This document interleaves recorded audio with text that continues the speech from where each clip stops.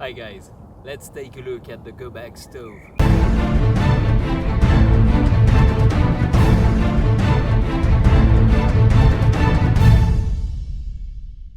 Well, hi guys, it's late in the day, we have changed the hour and I can benefit from a little sunlight left after work, and I've decided to come here and give my first shot at the Gobag stove from the website gobagstoves.com, and you will have the link and you will have all the specs showing somewhere in that video. And well, you may ask me, why do I want to have an alcohol stove? And the reason is pretty simple actually. Even if I prefer to cook over a flame and cook my food over a wood fire or something like that, from time to time here we have, because of the dry season, some interdiction to make fires in the wild. And for these times of year, I'm happy to have any kind of alcohol or easy to use stove that doesn't make any smoke. And the reason is I don't want to get into trouble because I've tried to light a fire in the woods. So basically I have tried, I don't know, hundreds of kind of stoves of different kinds, and I like alcohol stoves because they are light and it's easy all over the world to find the right kind of alcohol to use in those stoves. I've made also hundreds of those stoves back then. I have made for friends, have tested several pop can stoves, and I like them a lot, but the problem is they are usually not that tough. So they are lightweight, but they can be crushed easily in your backpack. And I've come by Gobag stove, and this is basically one of those stoves that is built with the top of the aluminum bottle cut and upside down, and it's a bit heavier than a pop can stove or beer can stove, but it's really tough. It feels tough. It's yeah, you won't crush this one in your backpack. And what you have in the package for about $24, you have something like that. That is lightweight, that measures about 4.3 centimeters high and 7 in diameter, 7 centimeters. So you have this, and it comes with a tin windscreen, which can be used if you need to keep more warmth around, if you want to protect obviously your flame from the wind. So I'm just gonna show you close-ups of this one here so that you can see the specs. So here you have the stove. You have 16 vent holes, ports around the stove that allow the flame to come out. Here you can see the inside of the pot with a small slit that allows the alcohol to go on the part around in the inside wall, so that it gets heated up when you have added 2 ounces of alcohol, rubbing alcohol. I don't know how you call it in your country. Here it's called burning alcohol, and it's used to make fondue. It's used on stoves with fondue and stuff like that. So see in my hand, fairly small, wider than some, and yeah, the temperature here is right now around 15 degrees Celsius. So remove the lock, about 15 degrees Celsius. So I'm gonna set it up, boil some water. I'm gonna calculate the time it takes for the alcohol at that temperature and altitude around 1,250 meters high. I'm gonna calculate with my iPhone the time it takes for the alcohol to be propelled from out of the ports, and then calculate how long it takes to get about 2.5 deciliters of water that I will use to cook some ramen noodles, and it will be a first test. But right now I like that it's light, it's tough, it looks tough actually, and it's very simple to use.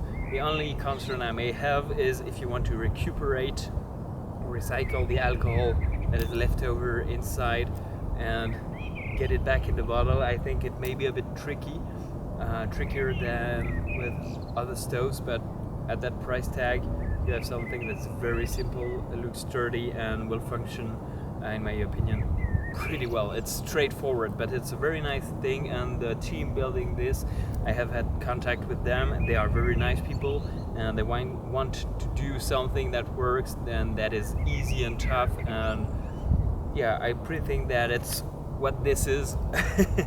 And yeah, no more talking and more acting.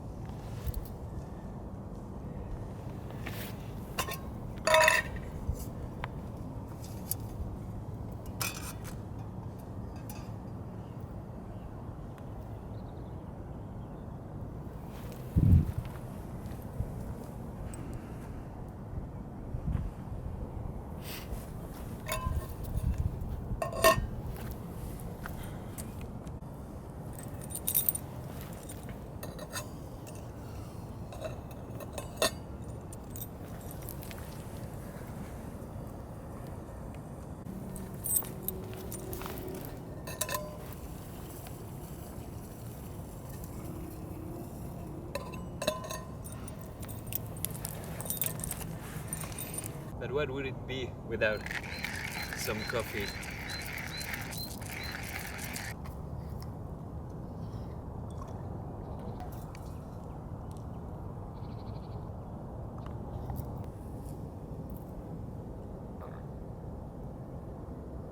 Okay, so I wanted to test this one with the coffee. So it's pretty stable. It's on the rock, but here you see the coffee maker holds well. Now the coffee maker, this is the 1 cup espresso machine. It's pretty much the size of the stove itself. This is why I wanted to test this one. Now with bigger plates, it should be pretty stable as well.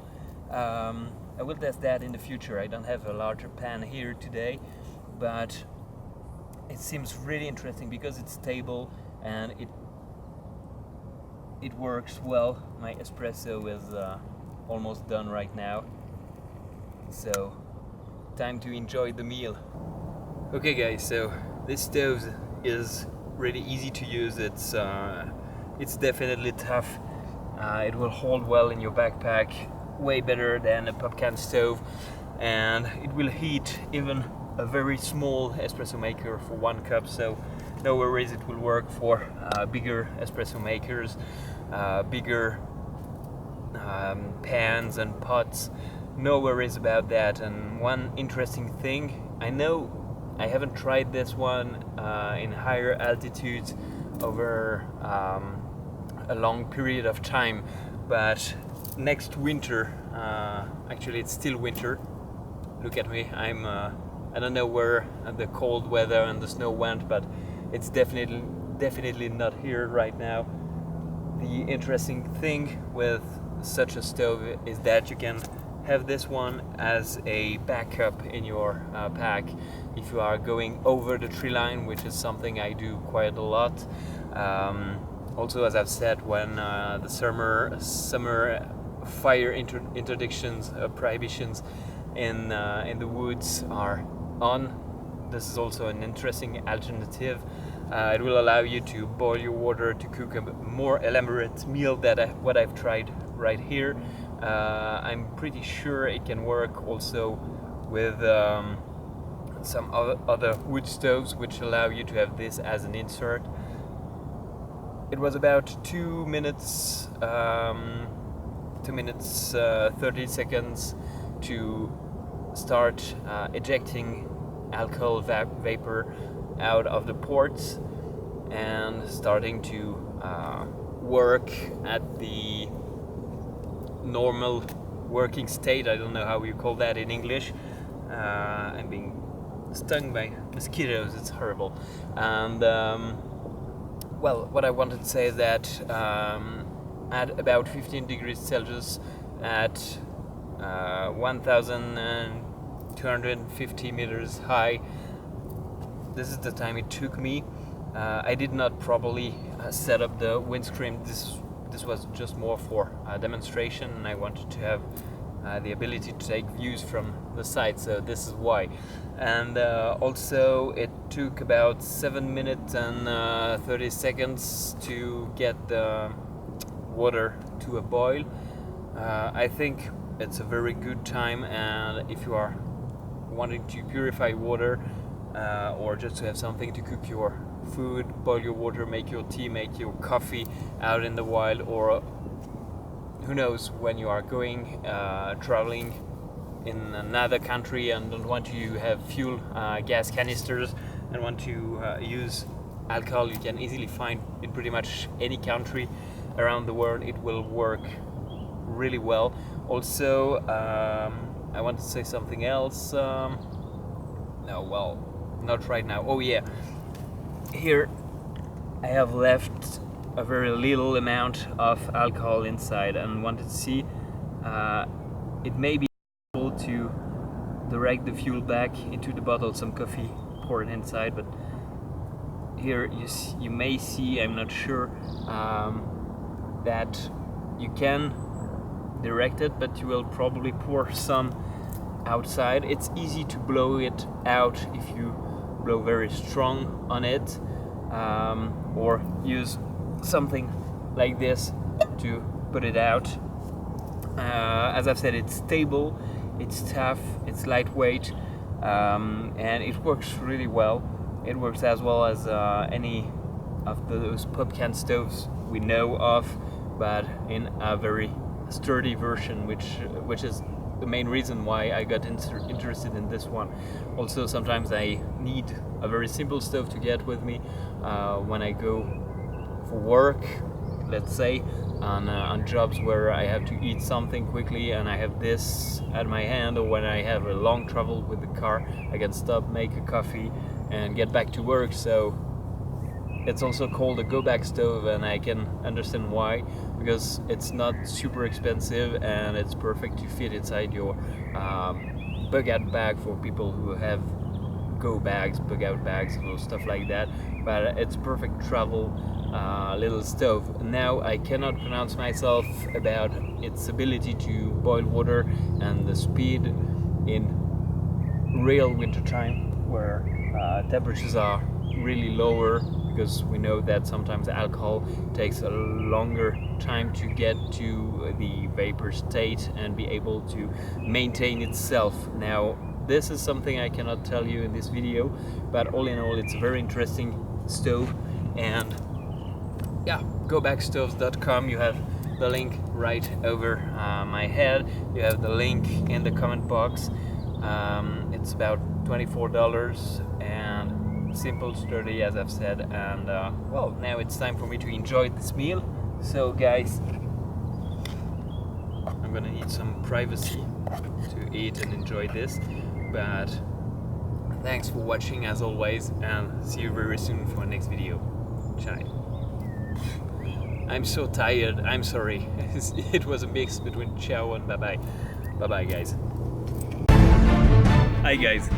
Well, thanks for watching my video. If you liked it, don't hesitate to share, subscribe to my channel. And you can also find me on Facebook. Just look for Pinewood Bushcraft or PinewoodCH. On there you will have the link on the comment box right under. And well, as always, thanks a lot for your support. See you for the next adventure on the next time. Bye bye.